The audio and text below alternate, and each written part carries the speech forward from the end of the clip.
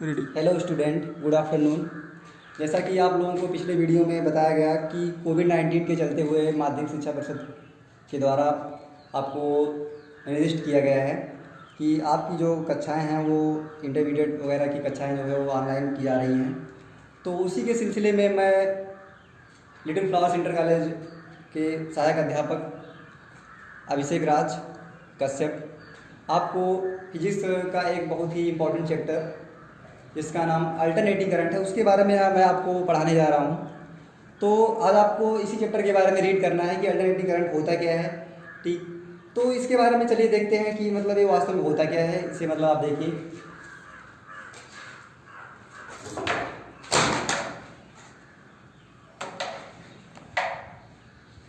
चलिए भाई देखते हैं कि अल्टरनेटिंग होता क्या है। अल्टरनेटिंग करंट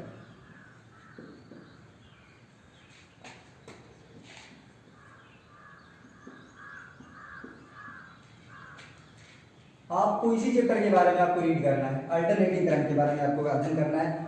लेकिन अल्टरनेटिंग करंट रीड करने से पहले सबसे पहले हमको जो डीसी करंट होता है उसके बारे में रीड करना पड़ेगा। तो सबसे पहले हम देख लेते हैं कि वास्तव में डीसी करंट होता क्या है। डीसी करंट के बाद आपको फिर से आ जाएंगे आपके टॉपिक एसी करंट पर। तो सबसे पहले हम देखते हैं डीसी करंट के बारे में। तो आपको रीड करना है इस समय डीसी करंट क्या होता है। डीसी करंट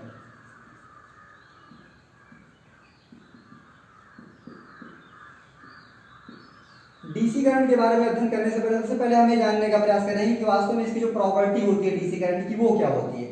तो डीसी करंट का जो पहला आपका जो टॉपिक है वो है ये जो है यूनिडायरेक्शनल होती है। यूनिडायरेक्शनल, ये यूनिडायरेक्शनल होती है। अब आप ये सोच रहे होंगे कि वास्तव में यूनिडायरेक्शनल होता क्या है। यूनिडायरेक्शनल का मतलब होता है ये जो है सिर्फ और सिर्फ एक ही दिशा में फ्लो करती है। अगला टॉपिक देखते हैं जो आपका दूसरा वाला टॉपिक है।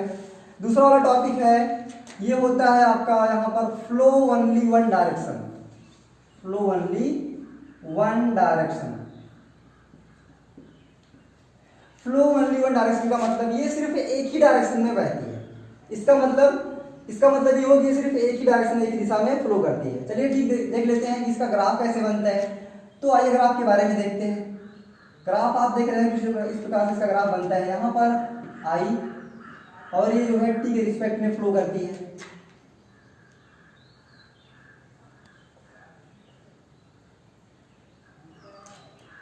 मैंने आपसे बताया कि ये देखिए यहाँ पर लिखा गया है यूनिडायरेक्शनल।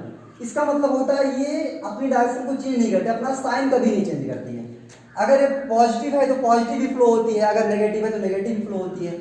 तो इसका मतलब अपना साइन नहीं चेंज कर रही है। इसका मतलब अगर पॉजिटिव वैल्यू है तो पॉजिटिव वैल्यू ही रहेगी। मतलब ये टाइम के रिस्पेक्ट में अपना साइन कभी चेंज नहीं करती है। आइए अगला ग्राफ देख लेते हैं। तो आपका पहला ग्राफ था। दूसरा ग्राफ देखते हैं डीसी करंट का। यहां पर आई करंट टी टाइम में फ्लो हो रहा है।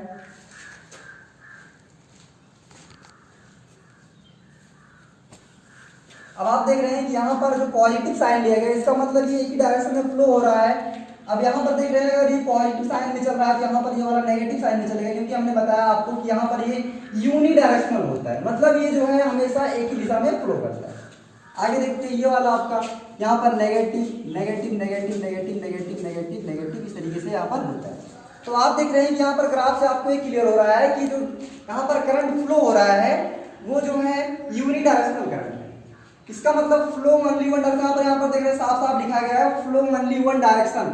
इसका मतलब ये जो डीसी करंट होता है वो सिर्फ एक ही दिशा में फ्लो होता है, उसकी दिशाएं मतलब अलग अलग नहीं होती। यानी कि टाइम के रिस्पेक्ट में ये अपना साइन कभी नहीं चेंज करता है। चलिए ठीक है, आगे देखते हैं। अगला वाला ग्राफ देख लेते हैं, तीसरा वाला थर्ड नंबर ग्राफ जो आपका मैं बनाने जा रहा हूँ। यहाँ पर आप देख रहे हैं ये जो है टी के रिस्पेक्ट में यहाँ पर आई अपडेट की धारणा ली गई है। अब आप देख रहे हैं कि आपके सामने यहाँ पर 3 ग्राफ प्रस्तुत किए जा रहे हैं। यहाँ पर आप देख रहे हैं कि जो ग्राफ है आपका कुछ इस प्रकार से बनेगा। अब आप देख रहे हैं कि यहाँ पर ये कांस्टेंट करंट को दिखा रहा है, लेकिन कांस्टेंट करंट बहुत बच्चों को मतलब एक कंफ्यूजन होती है कि सर ये तो कांस्टेंट करंट को दिखा रहा है, बट ऐसा कुछ नहीं है। इसका मतलब ये हुआ करंट तो कांस्टेंट है, लेकिन ये जो है टाइम के रिस्पेक्ट में अपना साइन चेंज नहीं कर रहा है। आगे देखते हैं। ठीक, इसका जो अब यहाँ पर इसके सोर्स के बारे में बात कर लेते हैं। सोर्स ऑफ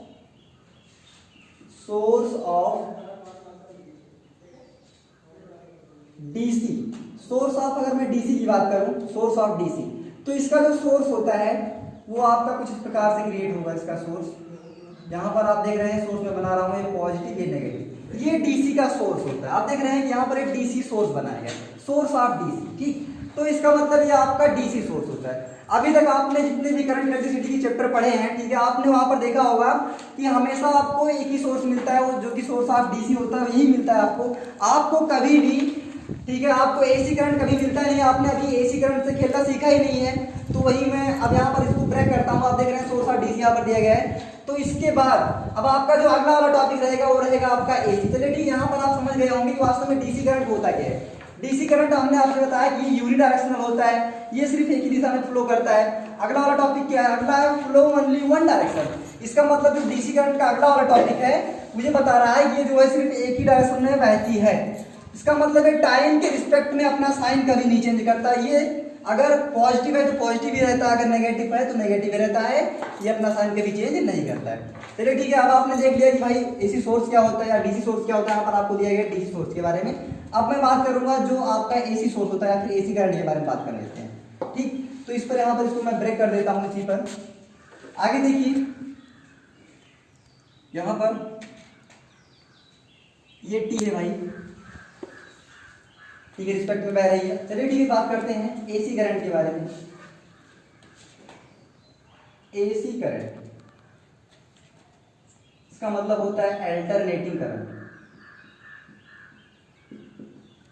अल्टरनेटिंग करंट, अरे भाई घबराने की बात नहीं है। आपने इसको रीड किया, ठीक है, इसके पहले भी आप रीड कर चुके हैं इसको, आपने हाई स्कूल में इसको रीड किया है। अगर आप बैक जाते हैं तो आपको ये मतलब एसी करंट मिलता है, ठीक, कहीं कहीं पर। तो चलिए ठीक है, बात करते हैं एसी करंट के बारे में। तो सबसे पहले मैं एसी करंट की अगर हम बात करें तो यहाँ पर देखिए आपको दिया गया है डीसी करंट। डीसी करंट में आपको बताया गया कि ये जो है यूनिडायरेक्शनल होता है, ये अपना साइन कभी नहीं चेंज करता है। यहाँ पर लिखा गया फ्लो ओनली वन डायरेक्शन। इसी का अपोजिट होता है जहाँ पर जो आपका एसी करंट होता है, इसी का बिल्कुल उल्टा होता है। तो ये वाला जो इसमें जो टॉपिक होता है पहला वाला वो ये दिखाता है। इसमें देखिए यहाँ पर मैं आपको बताना चाहूंगा कि जो एसी करंट होता है वो जो है टाइम के रिस्पेक्ट में, यहाँ पर मैं लिख देना चाहता हूँ पहला वाला जो इसकी प्रॉपर्टी है, समय के साथ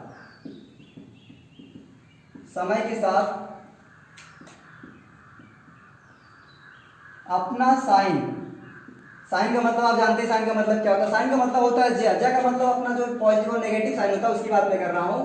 तो मैं यहाँ पर लिखना चाहूंगा भाई इसका मतलब ज्या होता है, ठीक। तो इसका मतलब समय के साथ अपना साइन बदलता रहता है।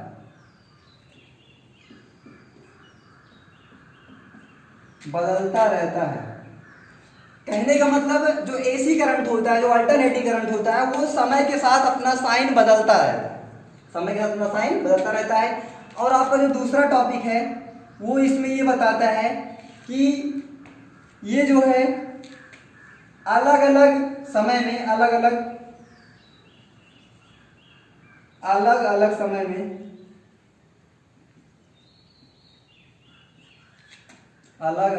में अलग अलग ग्राफ प्रदर्शित करता है।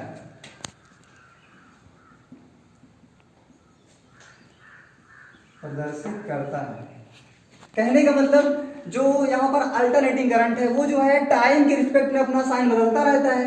और इसका जो दूसरा टॉपिक है आपको बताया गया कि ये जो है अलग अलग समय में अलग अलग ग्राफ को प्रदर्शित करता है, ठीक। चलिए ठीक है, फिर देख लेते हैं कि जो इसका अगला वाला ग्राफ है वो कैसे क्रिएट होता है। यहाँ पर मैं पहले ग्राफ की बात करता हूँ। तो सबसे पहले यहाँ पर आप देख रहे हैं, यहाँ पर जो पहला ग्राफ बनाया जा रहा है वो अल्टरनेटिंग करंट का ग्राफ है। ये टाइम के रिस्पेक्ट में, मैंने आपसे बताया कि जो एसी करंट होता है, जो अल्टरनेटिंग करंट होता है, वो टाइम के रिस्पेक्ट में अपना साइन बदलता रहता है।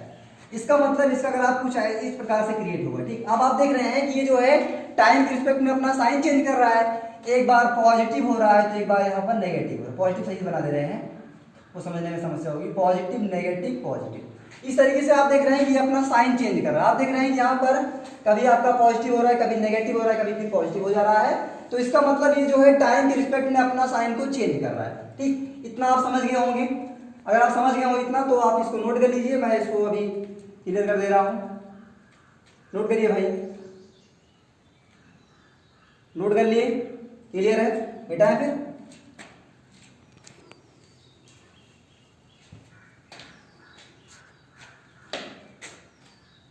मिटा रहे हैं फिर, चलिए ठीक, कोई बात, मिटा रहे हैं।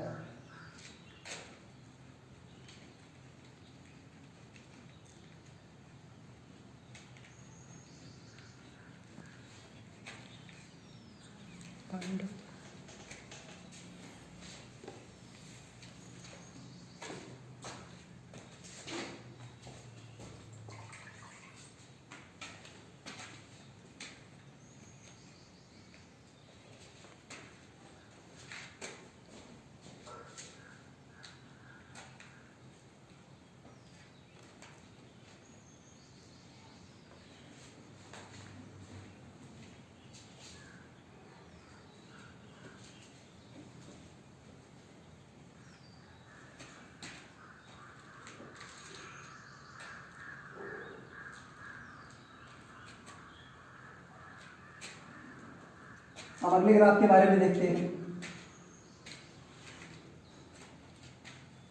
जो आपका दूसरा ग्राफ है।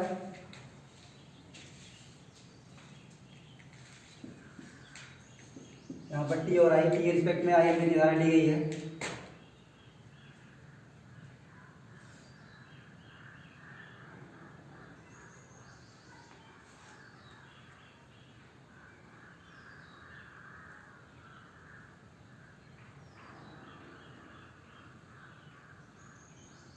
देखिए आप लोग ग्राफ देख रहे हैं कि ये ग्राफ किस प्रकार से बना हुआ है।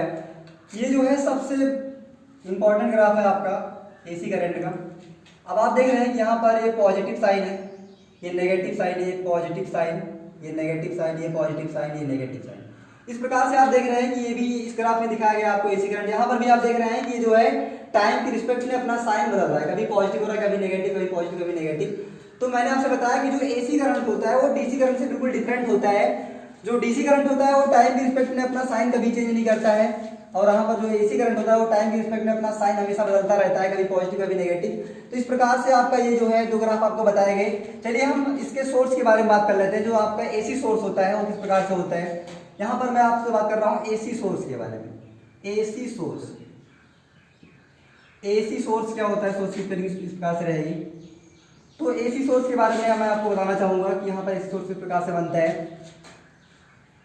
एसी सोर्स का सिंबल बिल्कुल ऐसे बनेगा। एसी सोर्स जो होता है ऐसे आपको बना देना है। ये आपका है एसी सोर्स। कहीं पर भी अगर आपको एसी सर्किट मिलता है तो ये सोर्स बिल्कुल इसी प्रकार से रहता है, इसे हम एसी सोर्स के नाम से जानते हैं। ठीक, तो कहने का मतलब जितने भी एसी सर्किट होते हैं सभी में सोर्स आपका कुछ इसी प्रकार से क्रिएट होता है। ये आपका एसी सोर्स होता है। ठीक, तो मैं इसका जो सर्किट होता है उसके बारे में हम बात कर लेते हैं। जो इसकी सर्किट होती है, ठीक, सर्किट हम बना दे रहे हैं यहाँ पर। ये तो कोई भी बच्चा यहाँ पर कंफ्यूज हो जाता है कभी कभी। इसमें आप देख रहे हैं रजिस्टर लगा हुआ है।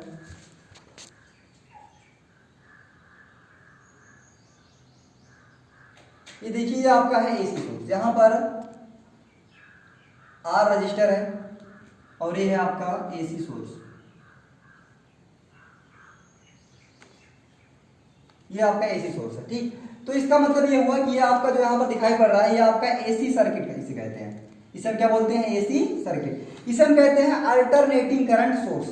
ठीक, अगर कहीं पर भी आपको ये अगर नजर आए इसका मतलब आप समझ लीजिए कि भाई ये एसी सोर्स का मतलब सिंबल बनाया गया है। ठीक, ये एसी सोर्स को दिखाता है, प्रदर्शित करता है। चलिए ठीक है, इतना अगर आप समझ गए हो तो मैं आगे बढ़ूंगा अभी। अब हम बताते हैं, इतना समझने के बाद अभी आपने पढ़ा कि भाई अल्टरनेटिंग करंट होता क्या है, इसका मतलब ग्राफ कैसे बनता है। ठीक, ये मतलब किस प्रकार फ्लो होती है, इसके मतलब इसके डायरेक्शन क्या होते हैं, इन सब मतलब टॉपिक के बारे में आपको बताया गया। तो मैं आगे बढ़ने वाला हूँ, मतलब जो अगला टॉपिक आपका आने वाला है वो आप इसमें वो रीड करेंगे जैसे कि आपको बताया गया होगा कि अल्टरनेटिंग करंट में जो इंडक्टर लगा होता है, कैपेसिटर लगा होता है, उसके साथ करंट की जो पीक वैल्यू होती है वो कितना मतलब देती है वो पीक वैल्यू, तो वही हमको फाइंड करना। ठीक है, इसके मतलब अगले वाले टॉपिक में। ठीक, तो अगर आप इतना क्लियर कर लिए हो तो मैं इसको मिटाना चाहूंगा। ठीक, इस समय क्योंकि आप जो है एवरेज वैल्यू आपको बताया जाएगा। ठीक, इसके बारे में। ठीक, कि जो इसकी एवरेज वैल्यू होती है, उसके बाद रूट में स्क्वायर वैल्यू होती है, वो सभी आपको रीड करना है। ठीक है, इसमें तो इसको क्लियर किया जाए।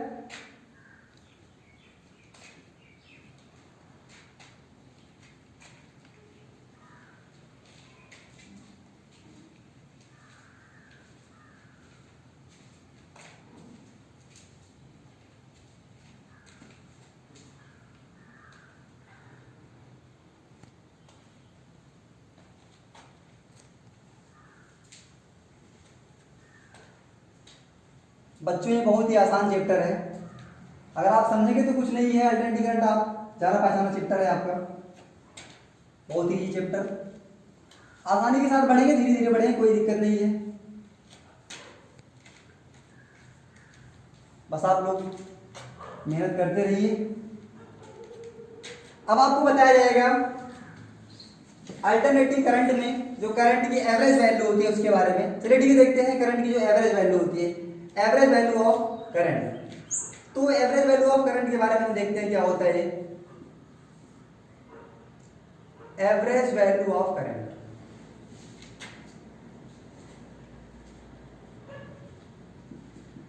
एवरेज वैल्यू ऑफ करंट का मतलब होता है धारा का जो औसत मान होता है उसे किस प्रकार से निकाला जाता है। ठीक है, उसे हम देखते हैं कि मतलब जो एवरेज वैल्यू ऑफ करंट है उसे हम किस प्रकार से फाइंड कर सकते हैं।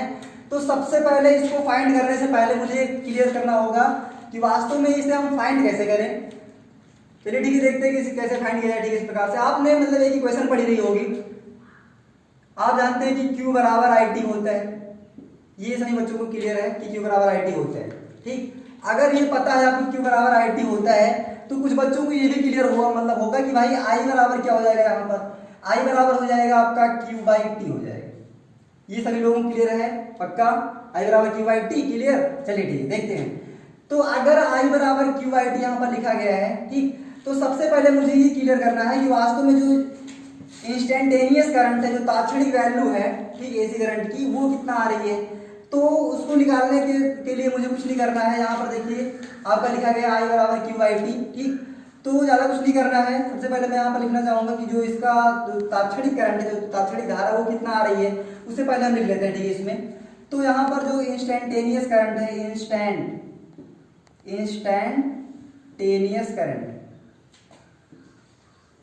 इंस्टेंटेनियस करंट धारा का जो तात्क्षणिक मान है उसे हम पहले फाइंड कर लेते हैं। इंस्टेंटेनियस करंट तो वो हो जाएगा आपका I equal to dQ/dt, I equal to dQ/dt। ठीक है, तो ये आपका है इंस्टेंटेनियस करंट, ये जो है धारा का तात्क्षणिक मान होता है जो आपका लिखा गया I बराबर dQ/dt। अब आप देख रहे हैं कि अगर ये इतना होता है तो इसका मतलब I की वैल्यू कितना आनी है। तो यहाँ पर आप देख रहे हैं कि ये हो सकता है आपका I बराबर आपका फिर से वही आपका आएगा Q/T आएगा, I बराबर Q/T। ये जो है धारा का तात्क्षणिक मान है। अगर हम ढेर सारे, अब देखिए अगर मैं इसका डेरिवेटिव कर देता हूँ, ठीक है, इसका अगर मैं डेरिवेटिव करता हूँ, ठीक, तो यहाँ पर DI आएगा, आपका देख रहे हैं कि यहाँ पर DI/dt। इसका मतलब ये हुआ कि धारा का जो तात्क्षणिक वैल्यू है वो जो है उसके मतलब टाइम के ऊपर, टाइम के रिस्पेक्ट में चेंज होता रहता है। ठीक है, वो तो ये जो है सबसे इंपॉर्टेंट है आपका I बराबर dQ/dt। अब आपको यहीं से सब कुछ फाइंड करना पड़ेगा। ठीक है, तो आप देख रहे हैं कि इसे आप कैसे निकाला जाए। इसका देखिए एक और तरीका निकालने का है। ठीक है, I बराबर Q/T यहाँ पर लिखा गया है, तो ज़्यादा कुछ नहीं करना है, आपको इसको इस तरफ मल्टीप्लाई करना है। ठीक है, यहाँ पर हो जाएगा I dt is equal to DQ हो जाएगा, इज इक्वल टू DQ। क्या हो जाएगा भैया, DQ हो जाएगा। ठीक, अब आप देख रहे हैं यहाँ पर लिखा गया I dt is equal to DQ। ठीक, इतना लिखा गया है। ठीक, इसका जो सिंपली तरीका है निकालने का वो बहुत ईजी है, इसको जो है दोनों तरफ से इंटीग्रेट कर देते हैं। ठीक, इस प्रकार से। ठीक, तो इसका जो सबसे आसान तरीका निकालने का वो होता है, ठीक, अगर आपको इसकी एवरेज वैल्यू फाइंड करनी है तो यहाँ पर आपको लिखना पड़ेगा I average equal to I average. तो आप देख रहे हैं कि यहाँ पर जो लिखा गया है I इक्वल टू Q/T, ये पूरा एवरेज लिया गया। ठीक, इसीलिए यहाँ पर इतना आया है, तो मैं यहाँ पर लिखना चाहूंगा I एवरेज। ठीक, यहाँ पर देख रहे हैं लिखा गया I एवरेज। ठीक, I एवरेज की वैल्यू कितना है, Q/T है। ठीक, उसके बाद जो इंस्टेंटेनियस करंट है वो dQ/dt प्राप्त हुआ है, ये धारा का तात्क्षणिक मान है। अगर हम ढेर सारे dQ/dt को मिलाते हैं, उसका एवरेज लेते हैं, तो आपको क्या मिलता है, I एवरेज इक्वल टू यहाँ पर Q/T मिल जाता है। ठीक, तो इस प्रकार से आपने देखा कि मेरा जो यहाँ पर I एवरेज निकल रहा है वो Q/T निकल रहा है। चलिए ठीक है, इंटीग्रेट कर देगा, यहाँ पर कर लेंगे ना इंटीग्रेट, पक्का क्लियर है। चलिए, तो इसका जो अगला तरीका है जो प्राप्त करने का बहुत ही इजी तरीका है। ठीक, आपने देखा यहाँ पर लिखा गया है I equal to DQ/DQ, I equal to यहाँ पर लिखा गया है, कहाँ गया ये, हाँ, ये लिखा गया है Q/T। यहाँ पर आप देख रहे हैं integrate I dt equal to लिखा गया है DQ। ठीक, तो कुछ नहीं करना है, आपको यहाँ पर लिख देना है integral I dt divide by dt, divide by integral dt लिख देना। ठीक, ये तरीका होता है, ये सबसे आसान तरीका होता है एवरेज वैल्यू निकालने का। देख रहे हैं आप लोग, सबसे पहले मैंने क्या किया, यहाँ पर आप देख रहे हैं कि आवेश बराबर क्या होता है, धारा गुणे समय होता है। I बराबर लिखा गया है Q/T। उसके बाद मैंने क्या किया, हमने सबसे पहले इंस्टेंटेनियस वैल्यू को फाइंड कर लिया। ठीक, जो करंट की वैल्यू इंस्टेंटेनियस जो तात्क्षणिक मान है धारा का, वो होता है आई बराबर D Q by D t होता है। अब देखिए यहाँ पर आई एवरेज कितना मिलेगा, क्यू बाई टी मिलेगा। उसके बाद हमने दोनों पक्षों को क्या कर दिया, इंटीग्रेट कर दिया। चलिए मैं यहाँ पर लिख दे रहा हूं इंटीग्रेट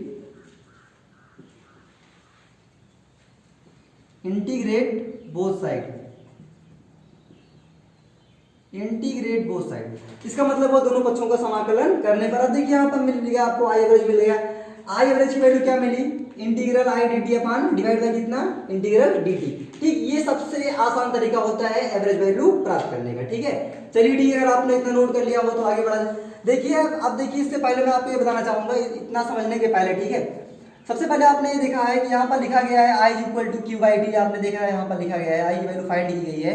उसके बाद यहाँ पर निकाला गया है तात्क्षणिक मान। ठीक, तो आपने देखा यहाँ पर लिखा गया है आई बराबर D Q by D T. अगर कोई चीज, कोई भी क्वांटिटी अगर टाइम पर डिपेंड करती है, जैसे मान लीजिए कोई फंक्शन हो, मान लीजिए अगर आपको दिया गया है एफ वाई बराबर, मान लीजिए कुछ भी दिया गया हो फंक्शन में, मान लीजिए दिया गया आपको एफ वाई बराबर एक्स दिया गया हो, तो आप देख रहे हैं कि जो है यहाँ पर जो एफ वाई है वो एक्स के ऊपर डिपेंड कर रहा है। अगर आपको इसकी मतलब मान लीजिए अगर आपको इसकी एवरेज वैल्यू फाइंड करनी है तो कैसे करेंगे, बिल्कुल सेम यही तरीका है। ठीक है, तो यहाँ पर भी आप प्राप्त कर सकते हैं। यहाँ पर इसका आएगा, यहाँ पर इंटीग्रेट, यहाँ पर हो जाएगा f y divide by integrate f x हो जाएगा यहाँ पर। ठीक, इस प्रकार से आप जो है एवरेज वैल्यू आप निकाल पाएंगे। ठीक है, मतलब बिल्कुल ऐसे निकालते हैं। अगर कोई चीज टाइम पर डिपेंड करती है तो हम मतलब उसका जो है रेशियो जो होता है उसे ले लेते हैं। ठीक, इस प्रकार से आप जो है इंटीग्रेट तरीके से आप आई एवरेज निकाल सकते हैं। इसे आप नोट कर लेंगे, बहुत ही इजी तरीका है निकालने का, करंट की एवरेज वैल्यू निकालने का सबसे आसान तरीका।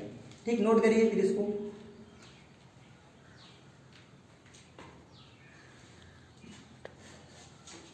नोट कर लिए, चलिए ठीक है, मिटा रहे हैं इसको।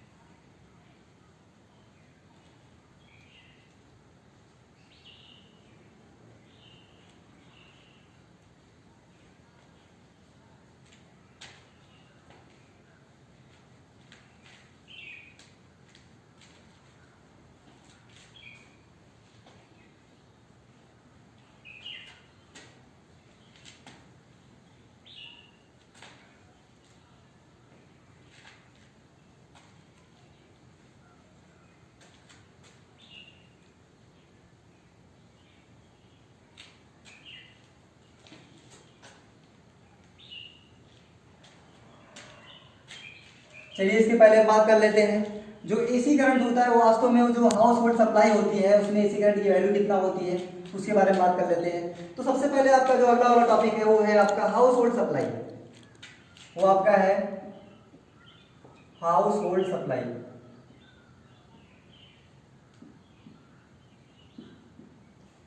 हाउस होल्ड सप्लाई का मतलब होता है जो आपके घरों में एसी करंट सप्लाई होता है उसकी फ्रीक्वेंसी कितना होती है और वो कितने वोल्टेज पर वर्क करता है, उसके बारे में आप ध्यान दीजिएगा। तो इसमें हाउस होल्ड सप्लाई में थ्योरी है जिसमें मैं आपको बताना चाहूंगा कि जो हाउस होल्ड सप्लाई होती है आपके घरों में जो वोल्टेज सप्लाई होता है उसकी वैल्यू, कहने का मतलब घरों में सप्लाई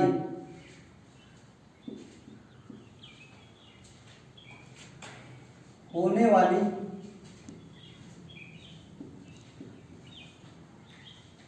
धारा की आवृत्ति 50 हर्ट्ज होती है।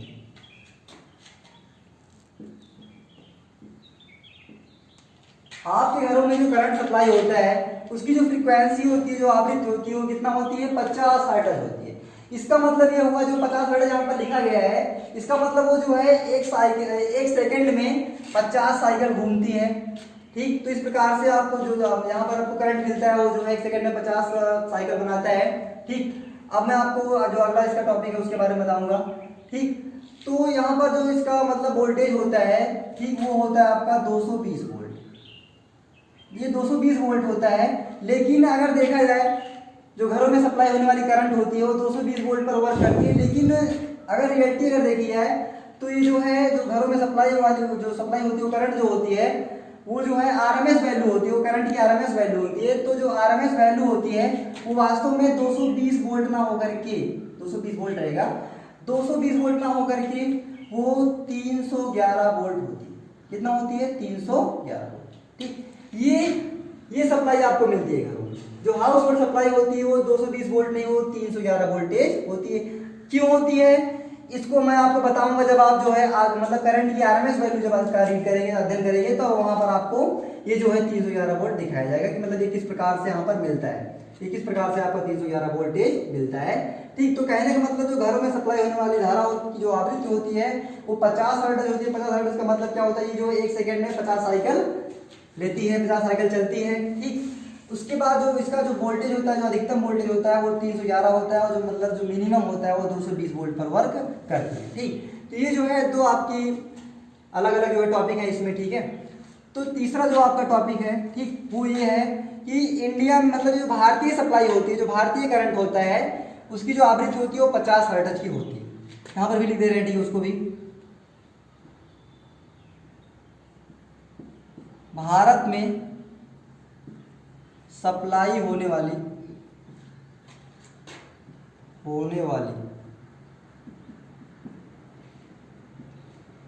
भारत में सप्लाई होने वाली धारा की आवृत्ति, ऊपर का टॉपिक, ठीक, यही एकदम सेम है। ठीक है, कि आवृत्ति अधिकतम,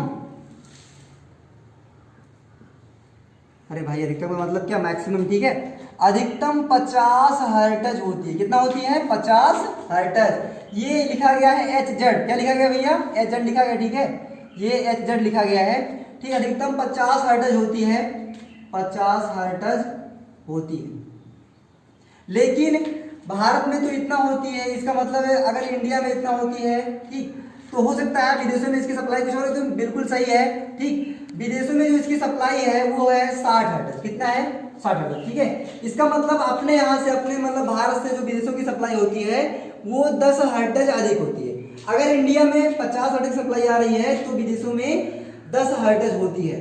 अब आप ये मत पूछिएगा मुझसे कि भाई ये जो है 10 हर्ट्ज होती क्यों है, ज्यादा क्यों होती है? क्योंकि देखिए मतलब अध्ययन में ये मतलब प्राप्त हुआ है कि भाई 10 हर्ट्ज की जो फ्रीक्वेंसी होती है वो कुछ अपने यहाँ से ज्यादा होती है। ठीक है, वहां पर। ठीक, तो इस प्रकार से जो ये हाउस होल्ड सप्लाई होती है आपको यहाँ पर मिली है। ठीक, इसका मतलब घरों में जो सप्लाई होने वाली धारा की आवृत्ति होती है अपने यहाँ 50 हर्ट्ज की होती है, और कितना वोल्टेज लेता है वो? 220 वोल्ट का वर्क करता है। और यहाँ पर एक तीसरे टॉपिक में देख रहे हैं आप, लिखा गया पर भारत में सप्लाई होने वाली जो धारा की आवृत्ति होती है वो अधिकतम कितना होती है? 50 हर्ट्ज होती है। ठीक है ना, इतना आप नोट कर लीजिए। ठीक है, अभी मेन पॉइंट है, ठीक है, आपका नोट करिएगा इसको। खत्म कीजिए, थोड़ा नोट हो गया? मिटाया जाए? क्लियर है? चलिए ठीक, मिटा रहे हैं।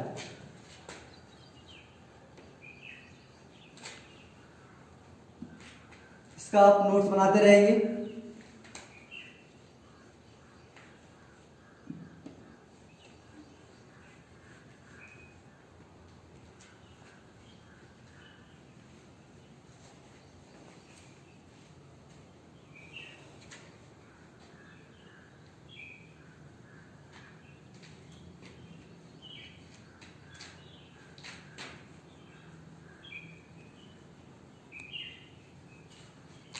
हम 10 मिनट में टॉपिक ख़त्म कीजिए।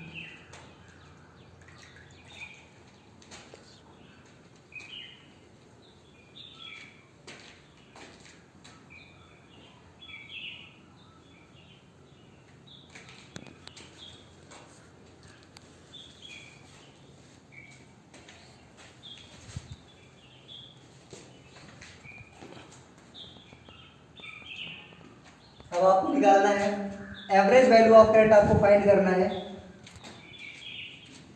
Average value of current in one cycle.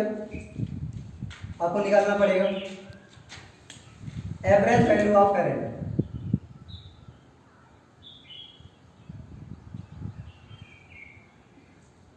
Average value of current,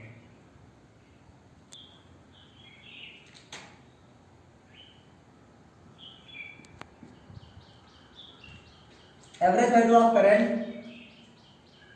one cycle.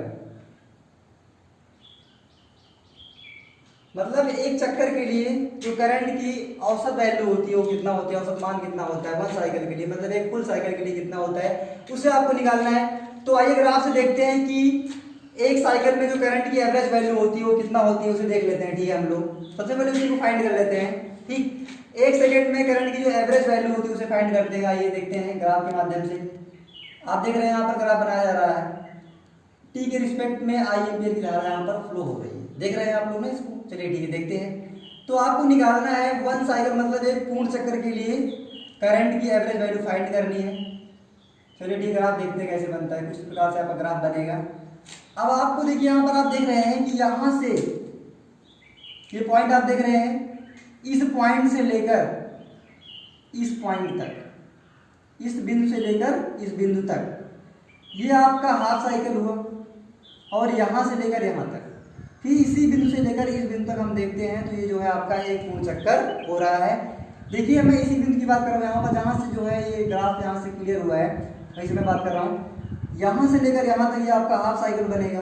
क्या बनेगा आपका, यह होगा half cycle, HALF, half cycle. ये आपका हाफ साइकिल है। उसके बाद अगर मैं यहाँ से यहाँ तक, यानी कि यहाँ से इस बिंदु तक, उसके बाद यहाँ से इस बिंदु तक, ये अगर पॉजिटिव है और तो ये नेगेटिव है, यानी कि एक पॉजिटिव और एक नेगेटिव, दोनों को अगर लिया जाएगा। ठीक, इसका मतलब अगर मैं यहाँ से यहाँ की बात करूँ तो ये जो है एक फुल साइकिल बनाता है, फुल साइकिल। फुल साइकिल का मतलब होता है एक पूर्ण चक्र। ठीक है, तो कहने का मतलब एक पूर्ण चक्र के लिए आपको निकालना है एवरेज वैल्यू ऑफ करंट, मतलब करंट का औसत मान निकालना है एक पूर्ण चक्कर के लिए। ठीक, चलिए देखते हैं क्या मिलता है। आपको जो है ज्ञात होगा वैसे ही, ठीक, कि यहाँ पर जो एवरेज वैल्यू ऑफ करंट है उसे हम निकालेंगे कैसे, बहुत ही तरीका अभी आपको बताया गया कि एवरेज वैल्यू निकालने का जो तरीका होता है। देख लीजिए यहाँ पर मैं लिख रहा हूँ, यहाँ पर आपने लिखा था I average equal to integral I d t, integral क्या भैया, I d t, integral I d t divide by integral d t. ठीक, ये आपका फार्मूला है एवरेज वैल्यू फाइंड करने का। ठीक, तो इसी के माध्यम से, इसी फार्मूले का यूज करके हम यहाँ पर अभी आपको दिखाएंगे कि एवरेज वैल्यू आप किस प्रकार से प्राप्त कर सकते हैं। यहाँ पर लिखा गया है I average equal to integral I d t upon कितना, इंटीग्रल डी टी। ठीक है, चलिए देखते हैं यहाँ पर कैसे प्राप्त हो पाएगा। तो आपको निकालना है एक फुल साइकिल के लिए। ठीक, चलिए देखते हैं भैया। तो एक पूर्ण चक्कर के लिए आपको निकालना है एवरेज वैल्यू ऑफ करंट। ठीक, चलिए निकालते हैं भाई आई एवरेज। तो आपने देखा यहाँ पर फार्मूला लिख दिया गया है। चलिए ठीक, यहाँ पर मैं सबसे पहले लिखना चाहूंगा, ठीक, जो करंट की जो इक्वेशन होती है यहाँ पर लिख लेते हैं। ठीक, करंट इक्वेशन, करंट इक्वेशन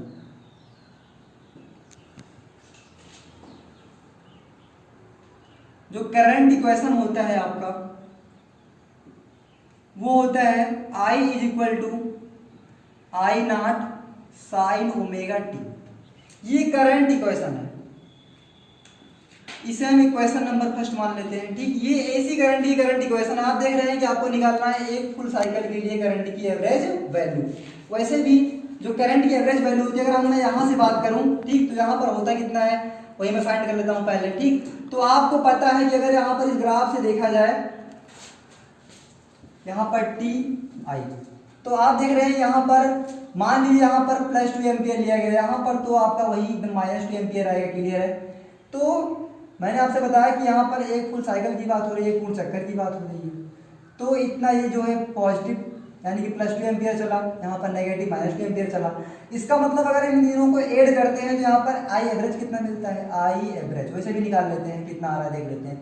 +2 यहाँ पर मिल रहा है, तो उसके बाद यहाँ पर -2 मिल रहा है। इसका मतलब ये दोनों क्या हो जाएंगे, आपस में कैंसिल आउट मार जाएंगे। क्या मार जाएंगे, कैंसिल आउट। ये कैंसिल आउट है, कैंसिल आउट कितना मिला भैया, 0। इसका मतलब जो आई एवरेज है एक फुल साइकिल के लिए वो कितना आना चाहिए, वो 0 आना चाहिए। लेकिन आपको प्रूफ करना है कि किस प्रकार से यहाँ पर 0 फाइंड हो रहा है, उसी को हम यहाँ पर जो है अपने तरीके से, यानी कि यहाँ पर आई एवरेज इस फार्मूले के तरीके से आप प्राप्त करेंगे आप। ठीक, चलिए देख लेते हैं किस प्रकार से प्राप्त होता है। ठीक, तो आप देख रहे हैं यहाँ पर सूत्र लिखा गया है I average equal to integral I d t upon integral d t. इसी का यहाँ पर यूज करिए भाई, चलिए लिख लेते हैं। यहाँ पर हो जाएगा आपका I average equal to integral I d t divide by integral dt। ठीक, तो आपको निकालना है कि आप देखिए यहाँ पर लिमिट क्या लगाई है, आप लोग ये सोच रहे होंगे। तो कुछ नहीं करना है आपको, अगर आपको लिमिट लगानी है तो आप देख रहे हैं कि यहाँ पर फुल साइकिल की बात कर रहा है, इसका मतलब ये t टाइम की बात कर रहा है। ठीक, कितने टाइम की बात कर रहा है, t। तो लिमिट कहाँ से कहाँ चलेगी, लिमिट चलेगी 0 से लेकर कहाँ तक, t तक चलेगा। 0 से कहाँ तक, t। तो 0 से t यहाँ पर लिमिट हो जाएगी। चलिए भाई, अब यहाँ पर इसको हम सॉल्व करना शुरू कर रहे हैं, बहुत ईजी तरीका है सॉल्व करने का। ठीक है, अब आप देख रहे हैं कि यहाँ पर जो करंट इक्वेशन लिखा गया I is equal to I not sine omega t लिखा गया, कुछ ऐसे लिखा गया है। ठीक, तो यहाँ पर I की वैल्यू इसमें पुट करिए भाई, ये इक्वेशन नंबर सेकंड मान लीजिए। ठीक है, आप लोग तभी आसानी होगी आपको। ठीक, तो इक्वेशन सेकंड में I की वैल्यू पुट करिएगा, तो यहाँ पर हो जाएगा आपका, अभी ये I एवरेज चल रहा है, आपको पता होना चाहिए। ये हो जाएगा 0 से t, I की वैल्यू कितना है, I not sine omega t, I not sine omega t, dot कितना, डॉट dt, डिवाइड बाई कितना लिखेंगे यहाँ पर, डिवाइड बाई इंटीग्रेट 0 से t डॉट dt। क्लियर है इतना? चलिए आगे बढ़ते हैं। अब यहाँ पर आप देखिए, थोड़ा सा स्पेस यहाँ बचा हुआ है, यहाँ पर लिख रहा हूँ नीचे में। अब आप देख रहे हैं कि यहाँ पर जो आई नॉट है वो आपका कांस्टेंट है, तो कांस्टेंट करंट को बाहर कर लेते हैं। अब देखिए आपके दिमाग में एक चीज आ रही होगी, भाई आई नॉट क्या है इसमें। बेटा जो आई नॉट है वो जो है करंट की पीक वैल्यू है। यहाँ पर आप देख रहे हैं कि ये जो है करंट की पीक वैल्यू है। ठीक, ये पीक वैल्यू ऑफ करंट, यहाँ लिख दे रहे हैं peak value of current, peak value of current. ये जो है करंट का शिखर मान होता है। जो आई नॉट यहाँ पर लिखा गया वो करंट का क्या है, करंट का शिखर मान है। तो आई नॉट जो है वो कांस्टेंट करंट है, तो आई नॉट बाहर हो गया, आई नॉट बाहर, तो बचा कितना आपका 0 से t, आई नॉट तो बाहर हो गया, नहीं लिखना है भैया, आई नॉट तो बाहर हो गया, बचा कितना आपका sign omega t dot dt बचा, और डिवाइड बाई कितना बचा, इंटीग्रेट 0 से t डॉट dt। दिखाई पड़ रहा है? चलिए क्लियर है। तो इतना करने के बाद अब देखिए आगे इसको सॉल्व कर लीजिएगा। आगे देखिए सॉल्व करने से पहले यहाँ पर देखिए आई नॉट बाहर हो चुका है। अब आपको इसका इंटीग्रेट कर देना है, आपको यहाँ पर पता होना चाहिए इसका इंटीग्रेट कितना होता है। चलिए हम यहाँ पर कर दे रहे हैं आगे। यहाँ पर आपका मिलेगा आई नॉट तो बाहर हुआ है, तो इंटीग्रेट साइन ओमेगा टी। चलिए अब आपने एक चीज पढ़ा है, सबसे पहले मैं बताना चाहूंगा आपको कि integration sine theta dot d theta कितना होता है, ये फार्मूला होता है। डॉट डी थीटा कितना होता है, माइनस कॉस थीटा होता है, माइनस कॉस थीटा होता है। अगर मैं ये फार्मूला यहाँ पर अप्लाई करता हूँ तो बहुत इसी तरीके से आप निकाल पाएंगे। ठीक है, कोई दिक्कत नहीं, इसका यूज करते हैं। ठीक है, यहाँ पर तो आई नॉट यहाँ पर बाहर कर लिया गया, कांस्टेंट करंट है, तो sign omega t dot D T का जो इंटीग्रेशन होता है वो होता है minus cos omega t divide by कितना, ओमेगा। अब आप सोच रहे हो सर यहाँ पर ओमेगा कैसे आया, बेटा इंटीग्रेशन अब आपने अगर पढ़ा होगा तो आप कर लेंगे। यहाँ पर आप देख रहे हैं कि थीटा के साथ कोई चीज लिखा नहीं गया है, इसीलिए यहाँ पर क्या हो गया, कॉस थीटा हो गया है। अगर यहाँ पर भी ओमेगा के साथ अगर कुछ नहीं होता, यहाँ पर कुछ यहाँ पर लिखा है, देखिए यहाँ पर टी लिखा गया है, अगर कुछ नहीं होता तो वहाँ पर ओमेगा ही आता। लेकिन ये जो है अगर कुछ रहेगा टी के रिस्पेक्ट में, यहाँ पर उसी से डिवाइड मार जाता है। ठीक है, ये तरीका होता है। अगर यहीं पर लिखा गया होता integration sine 5 theta dot d theta लिखा गया होता, sine 5 theta dot d theta, तो इसका कितना होता, बिल्कुल आसान, इसका हो जाता minus cos 5 theta divide by कितना, डिवाइड बाई 5। ठीक, ये तरीका है। मैंने आपसे बताया कि अगर यहाँ पर t के साथ ओमेगा है तो इसका इंटीग्रेशन करते समय मैं इसमें जो है ओमेगा से डिवाइड मार देता हूँ, यहाँ पर 5 से डिवाइड हो गया है। ठीक है, बिल्कुल सेम तरीका है। ठीक, तो आप अप्लाई कर लेंगे, यहाँ पर इसको मिटा दे रहे हैं। ठीक है, हम इस वाले को तो इस प्रकार से यहाँ पर मिटाया जाएगा इसको। तो अब आप यहाँ पर अप्लाई कर सकते हैं। ठीक है, इसको चलिए ठीक है, यहाँ पर देखते हैं। यहाँ पर आई नॉट बाहर कर दिया गया। उसके बाद देखिए यहाँ पर हो गया आपका minus cos omega t divide by कितना, ओमेगा हो गया। ठीक, अब यहाँ पर 0 से t यहाँ पर लिमिट चलेगी। ठीक है, कोई बात नहीं, डिवाइड बाई कितना हो जाएगा, डिवाइड बाई यहाँ पर देखिए यहाँ पर लिखा गया dt, इसका मतलब t ही आएगा, तो यहाँ पर t और लिमिट 0 से t चलेगी। ठीक है, चलिए आगे बढ़ते हैं। अब यहाँ पर आप देख रहे हैं minus cos omega t divide by omega लिखा, कोई दिक्कत नहीं है। आई नॉट अब यहाँ पर minus cos omega t divide by omega. ठीक, अब आप देख रहे हैं कि यहाँ पर ओमेगा टी लिखा गया, यहाँ पर ओमेगा दिया गया है। कैसे करें, कुछ नहीं करना है, बिल्कुल ईजी है। ठीक, यहाँ पर आपने देखा है यहाँ पर लिखा गया है टी लिखा गया है यहाँ पर, तो ओमेगा को हम यहाँ पर बाहर कर लेते हैं। ठीक, इस वाले ओमेगा को यहाँ पर बाहर, तो हो जाएगा आई नॉट डिवाइड बाई कितना ओमेगा।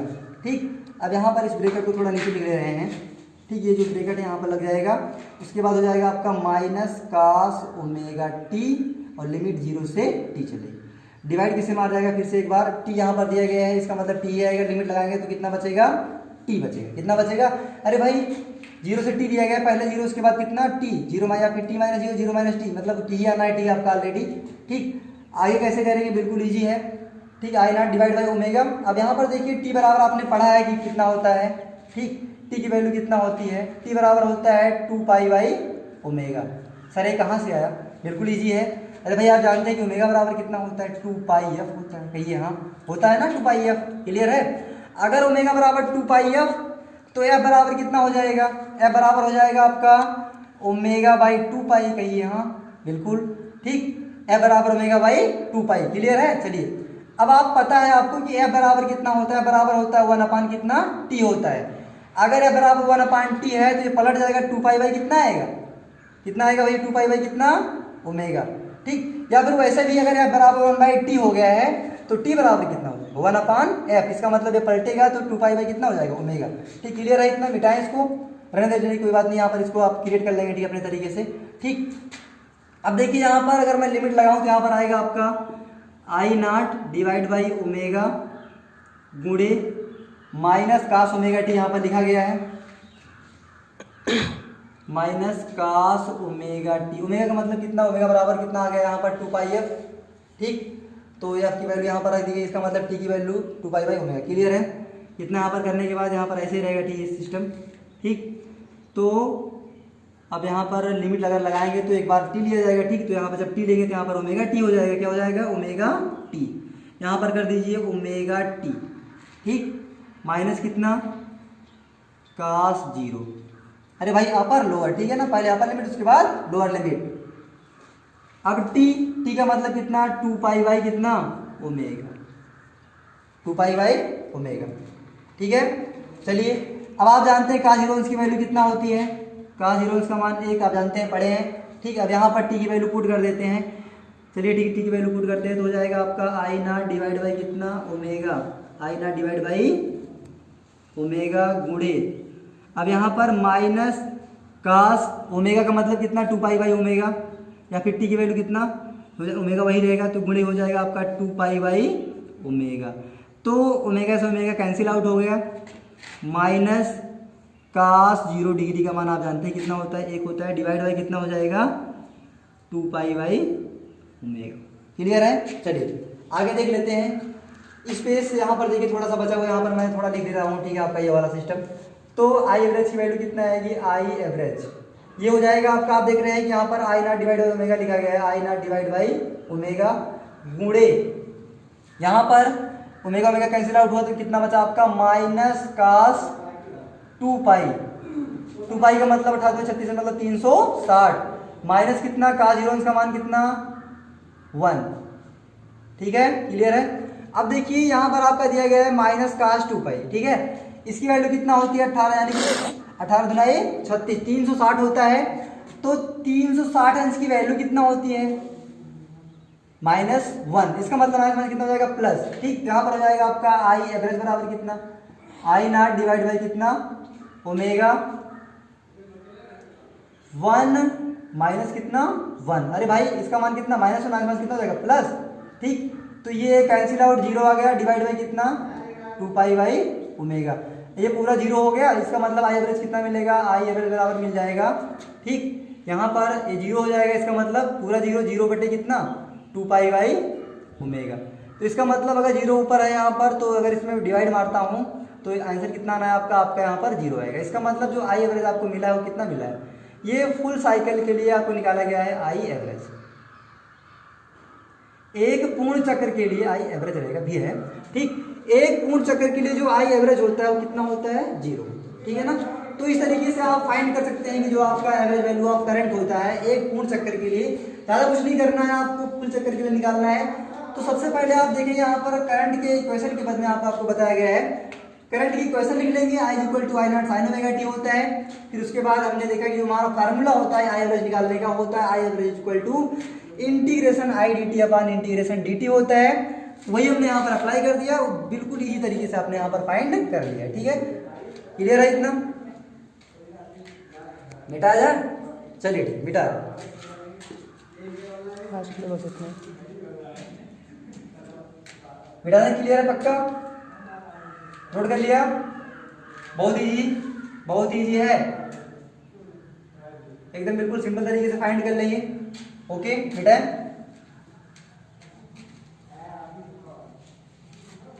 बस कहिए, आज के लिए बस इतना ही रहेगा। बस छोड़िए उसको, मिटाइए बाद में।